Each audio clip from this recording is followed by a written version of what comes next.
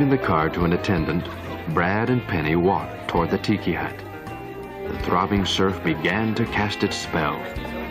Music and laughter drifted toward them as they wound their way up the crunchy path. For 10 years, Lincoln High graduates had reserved the tiki hut for their banquets. Penny had heard all about it at school. Polynesian atmosphere, exotic island cuisine, where else but the tiki hut?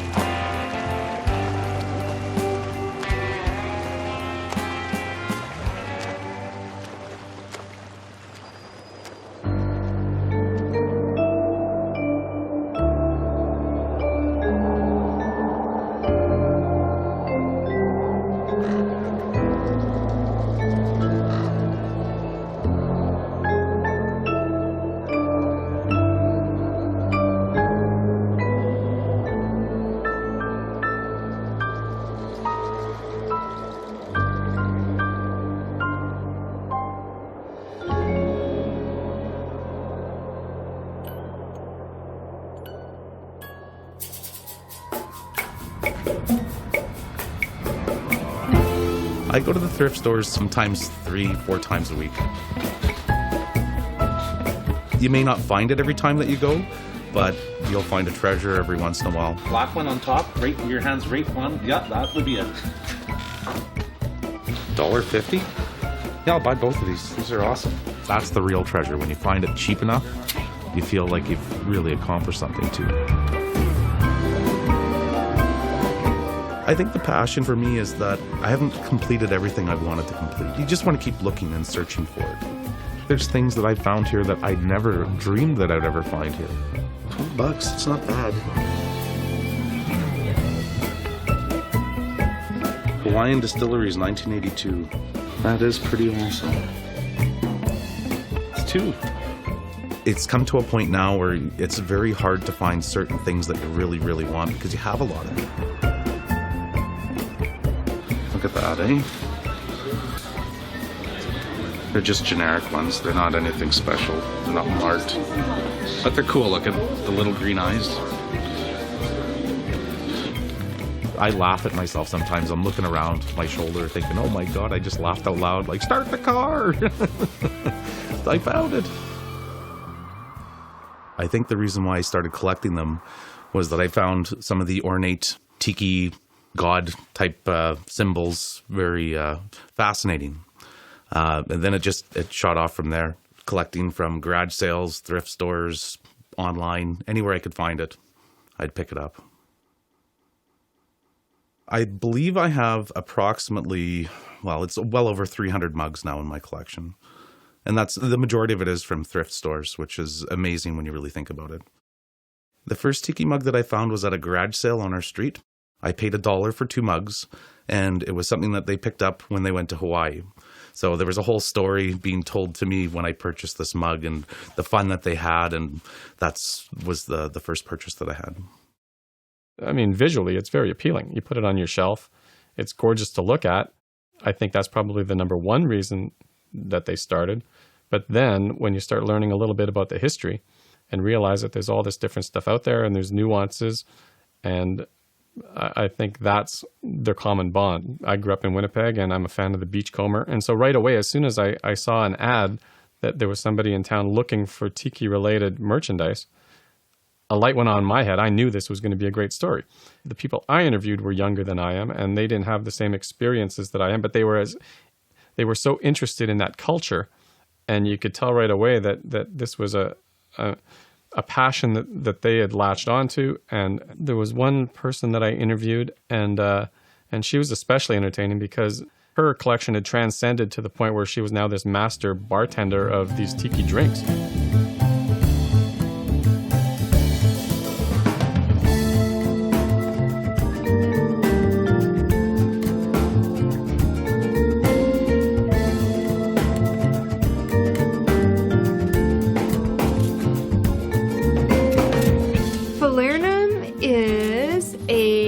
Spice-based liqueur that I make. So I like to use allspice and cloves and nutmeg and stuff like that. And you toast it up so that it tastes lovely.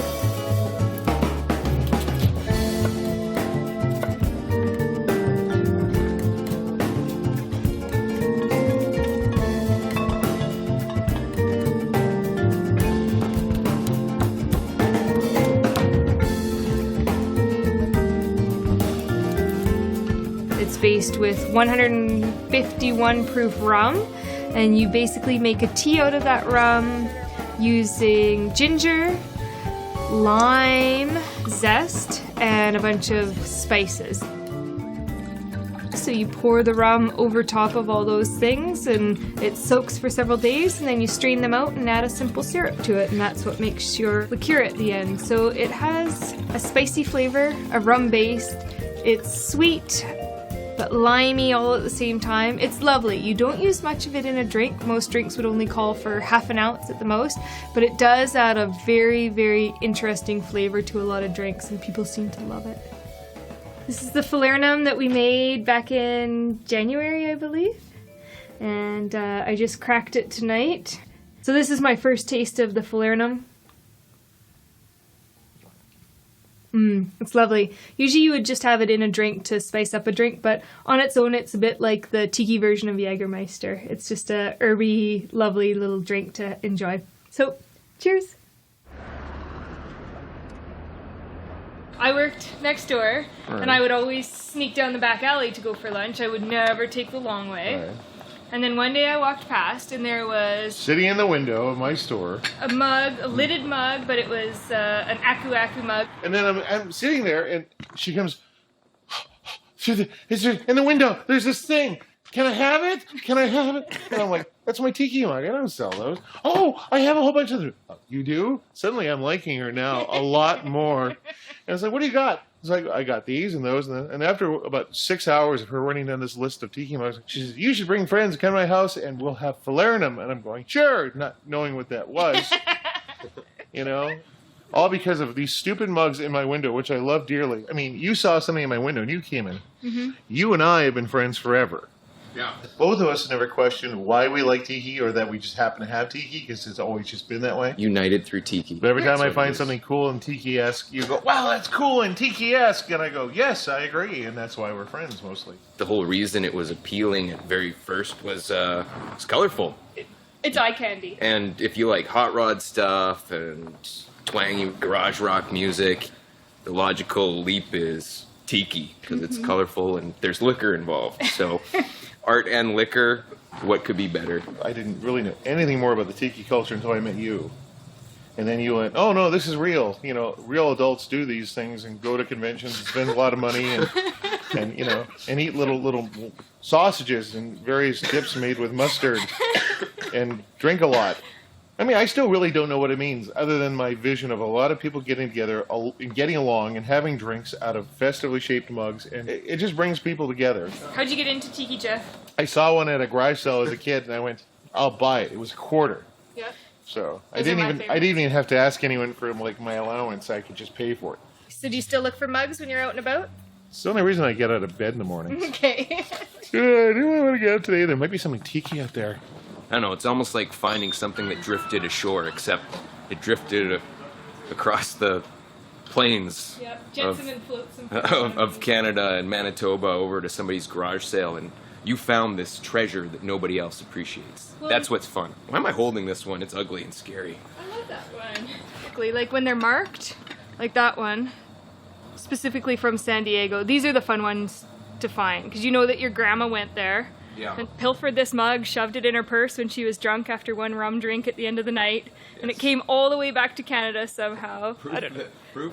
I find though, once you start collecting the mugs though, and you have a few of them, and maybe you guys can attest to this, then you have to build the shrine for them. Like you have to build...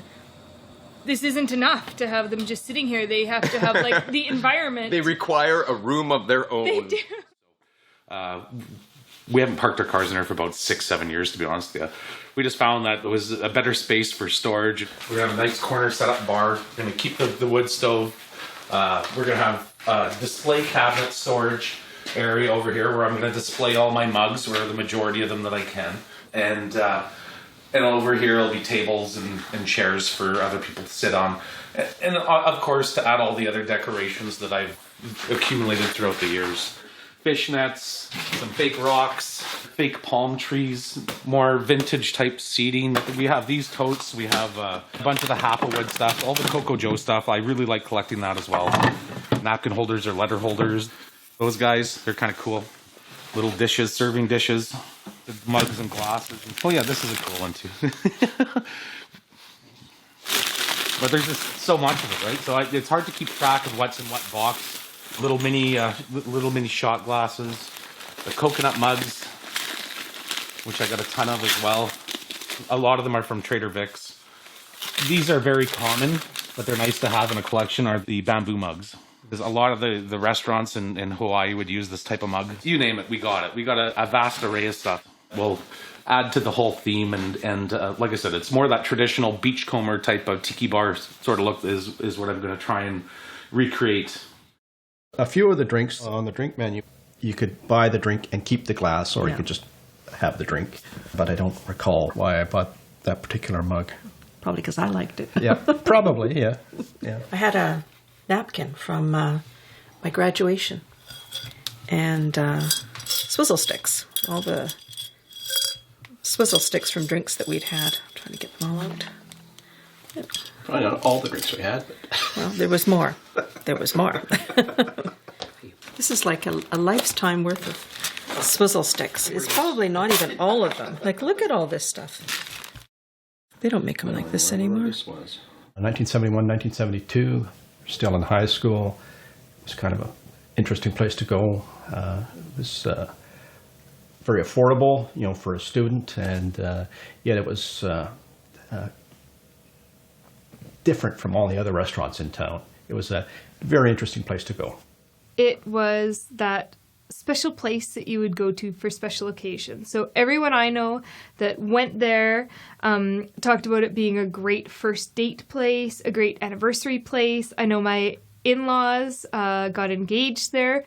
It was one of those places where I'd always take a date, second or third date, almost sort of a cement of the relationship. If this girl's going to like the beachcomber, then she's going to like me, because it was one of those places. I don't think I ever went to the beachcomber where I didn't order the Bala Mickey, which was this appetizer. It was sort of a teriyaki sirloin, all meat tip.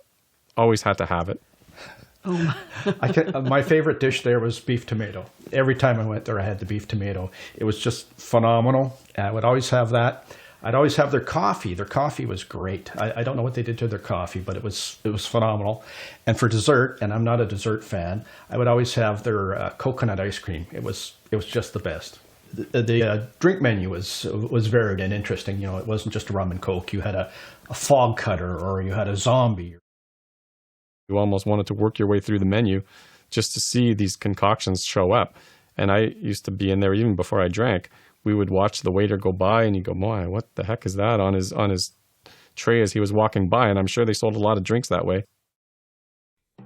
The origins of the beachcomber in Winnipeg can be traced all the way back to 1933, when Ernest Gant, aka Don Beach, opened a Polynesian-themed bar called Don the Beachcomber in Los Angeles. This is where he invented and served his own rum-based concoctions, such as the Zombie, Scorpion, and Navy Grog, to name a few. Don the Beachcomber created the blueprint that every restaurant of its ilk followed, many with great success. During the 1950s and 60s, the popularity of places such as Trader Vic's and Don the Beachcomber exploded, and dozens of similar restaurants began popping up all over the States. They eventually made their way to Canada. Vancouver-based restaurateur Jack Porter designed and supervised a chain of Polynesian-themed restaurants called the Beachcomber. Jack Porter may have lacked originality when it came to naming his chain of restaurants, but what he and his investors didn't lack was money. The Winnipeg Beachcomber cost a whopping $250,000 to build and furnish. In today's money, that's equivalent to almost $2 million. The Beachcomber opened its doors on September 8, 1961.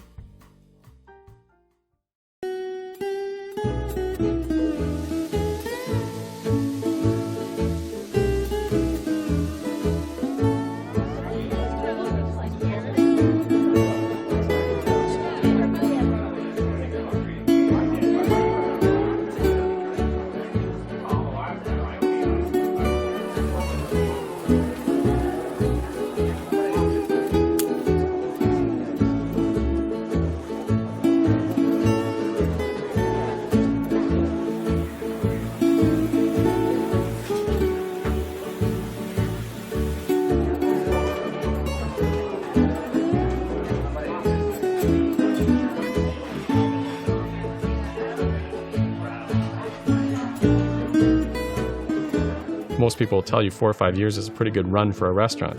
Beachcomber was close to 30.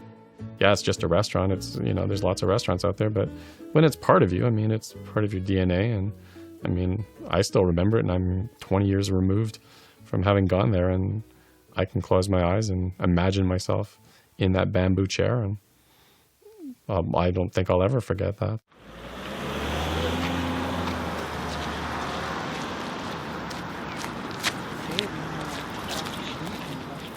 I was really happy to find as much as we did. I guess for me, there were 4 main things that made it exciting. The first one was still seeing that original floor there with the tiles, basically, and the overall layout of the place didn't look like it had changed that much. There were different levels that created that hut feeling up top, how it looked, and then a steak pit down below. The night sky or the ceiling that was still in place, still painted dark with the little lights. Lots of the lights were burnt out, but you could imagine that effect. It was probably magical at the time. And the best part of all was uncovering the beachcomber out front. That's coming. I was really thrilling knowing the name was still there and seeing those tiles and thinking about someone putting those in 30, 40, 50 years ago, I guess, was pretty exciting for me to find those. It's huge!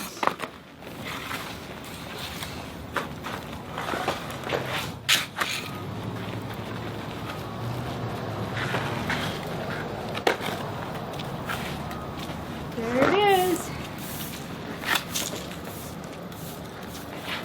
Wow.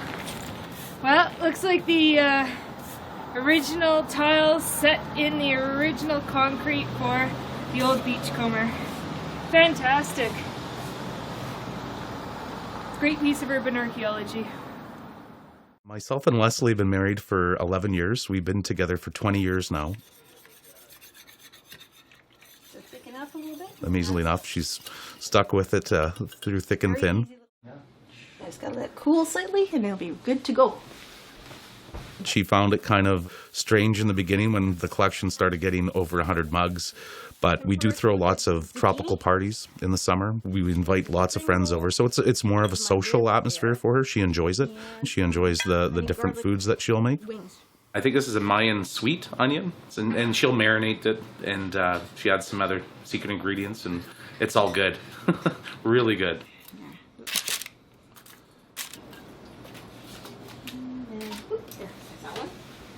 Yum. A little bit more, probably a little bit more creamy consistency. A little bit of heat, a lot of flavor. Help yourself, Justin. I have 2 boys. One is 12 and the other one is 10. They invite their friends. They create their own cocktails. They have their own little tiki bar that they use. And then you add a little bit of orange juice. And then you add a splash of grenadine. And then you stir it. And voila, you made a Shirley Temple. So as you see by Justin, he made a Shirley Temple. He does make other ones, and he has his own special little drink. Yeah. But he's not in the mood to make one right now. He's not feeling the greatest today. So you like making drinks, and you guys like having people over too, right? Uh-huh. And they enjoy the social atmosphere of it all. And they do learn about tiki culture because of it. Well, cheers. My true favorite, I believe, is the Mai-Tais. 4 ounces. It's just one of those cocktails that it has a nice flavor. It's exotic. The one that I make is a simple version of it, and it's easy to prepare, and I enjoy it. Good.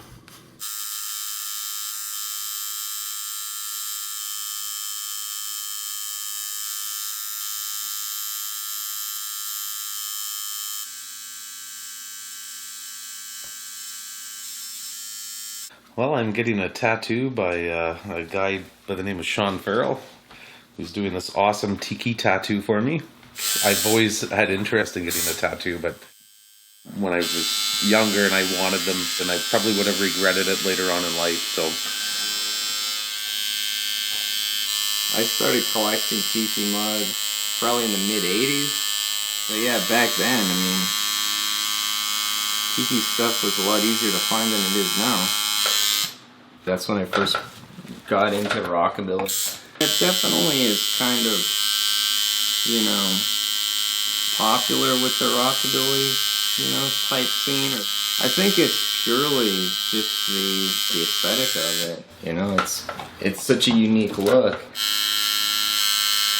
And I mean, things like the tiki mugs, and it's almost like as if that's the cornerstone of the whole, whatever you want to call it, is the tiki mug. Do you have any prized ones? Any really cool ones that you picked up? There's some that are a little bit different, that I've never seen before, that I've got a garage sale for 25 cents. Over the past, I'd say 2 years, year and a half even, it's been slim pickings out there. Well, it seems like there's so many more people that are looking for them now.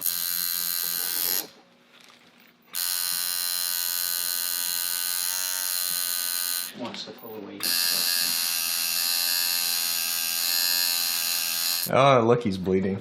Yeah, of course. I don't often get to do stuff that is totally the kind of stuff that I want to do, Yeah, it would be nice for you to come by and check out some of my collection and what we're doing to build and stuff like that. You might be interested in. If you need a hand at the bar, let me know. I would really like that. That'd be awesome. So it'd be fun.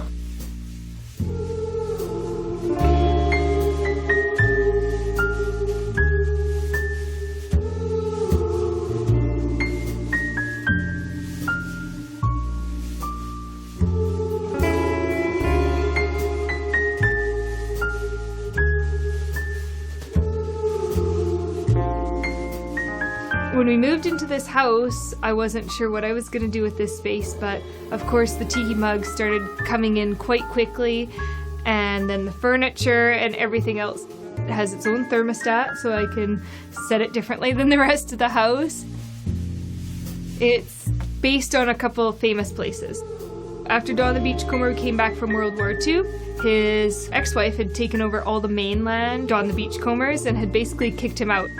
So he went to Hawaii and he built the international marketplace at Waikiki. So he had a steakhouse and a tiki bar and all those things, but he also had this tree house, and so it was a room very much like this. So you would climb a ladder, your dinner and drinks would be in there.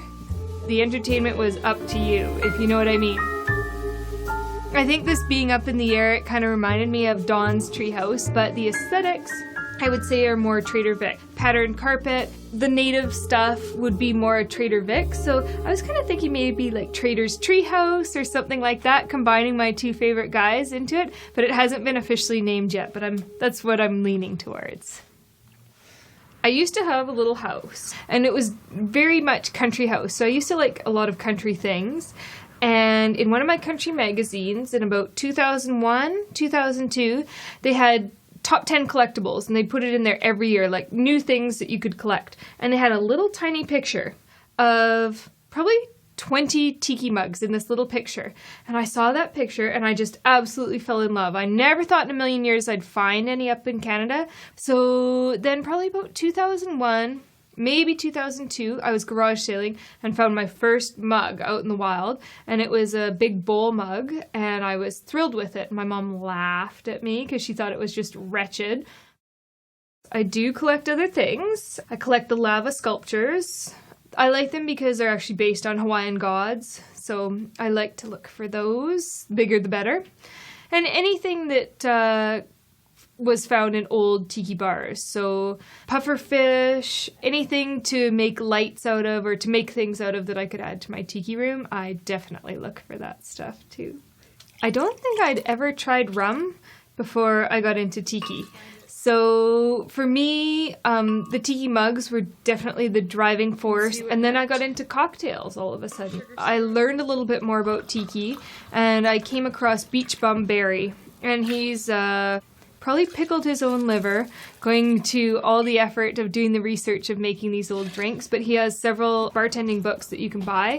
So I got one of those, and I tried making a couple drinks out of it, and all of a sudden, I was really excited because it's layered. It's like cooking, and I love cooking. So the flavors with different rums and different juices and different syrups I would have to make was so layered and so interesting that I just fell in love with it. So it's like going on a little adventure when you make a drink because each of them are so different and they've got very pronounced layered flavors. So that's how I fell in love with it. Yeah, it's been fun. I like making the drinks, and I like all the old tools, ice cranks and presses and stuff that were also fun, and swizzle sticks. So I like looking for things like that, old umbrellas, old barware. Yeah, I just started a whole kind of collection on that, but I'm okay on that collection. It's not out of control yet.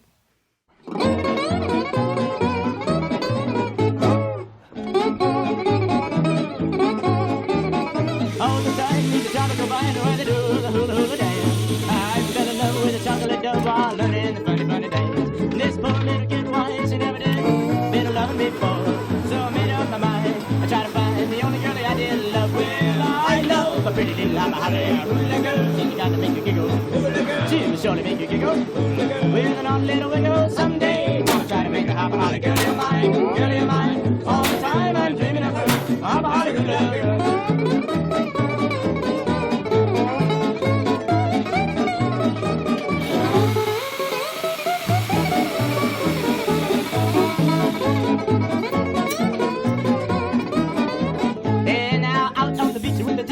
As the waves go rolling by, sitting in sand, holding her hand, I thought my heart would break for a die. She started to tease and I started to squeeze my heart. Was in a whirl. If you get in a fix, don't get mixed up with the hula hula girl. Well, I love a pretty little holly hula girl. She's the kind to make you giggle.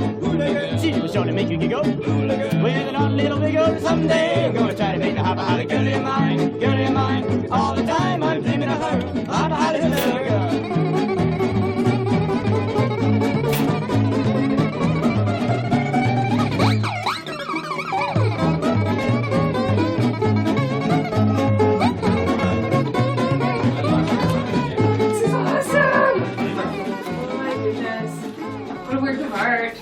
I love your tapa cloth. I know them all. You know them all? Yeah. She can sense what they are. This feels like a completely different place. Driving through suburbia and then we just poof, end up here. It even smells different. When I first started this, and you're looking in the garage and it's like a blank palette, and it looks really overwhelming because there's so much to do. You're seeing this incredible place, at the end. And today I'm looking at it right now inside, and I'm impressed. I'm happy. It's very comfortable. People seem to enjoy themselves in there, and that's the whole idea. You want them to have an experience in a place like this, and people to feel that they're escaping. Wow, awesome. Your bar is beautiful. To a hidden gem. That sounds Cheers, pretty everybody. classy. Yes. Tiki faded very badly in the 80s to syrupy drinks, and most of the tikis were painted to look like clowns, and it wasn't a graceful exit. It was very sad for Tiki, and so I think for a long time people just wanted to forget about it and hid it and got rid of it as much as possible. The people who knew enough that it wasn't tacky, that it was kind of cool, that brought it back and got into it, can see something worthwhile in it, something that's, I don't know, special and important about it still.